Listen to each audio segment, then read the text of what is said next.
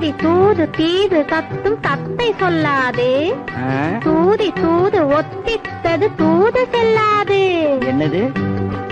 தேது தித்து தொத்து தீது தெய்வம் வராது.